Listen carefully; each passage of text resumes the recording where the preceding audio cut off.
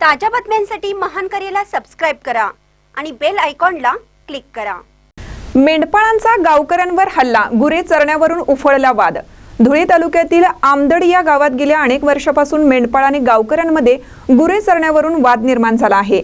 याबाबत गावकऱ्यांकडून धुळे वन विभागाला वारंवार मागणी करून देखील कुठल्याही प्रकारचा तोडगा निघाला नसल्यामुळे काल गुरे चरण्यावरून गावामध्ये वाद निर्माण झाला।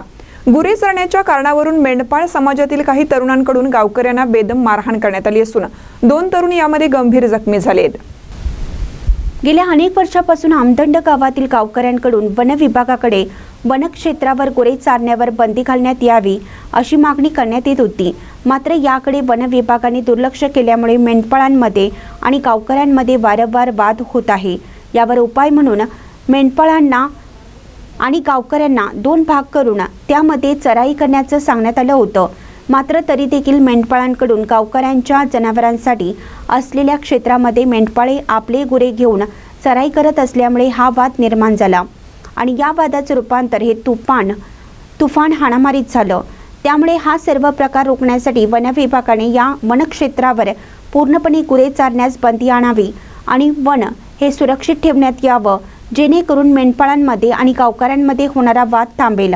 त्यामुळे वन विभागाने या प्रकरणाकडे गांभीर्याने लक्ष घालावं अशी मागणी गावकऱ्यांकडून करण्यात आली।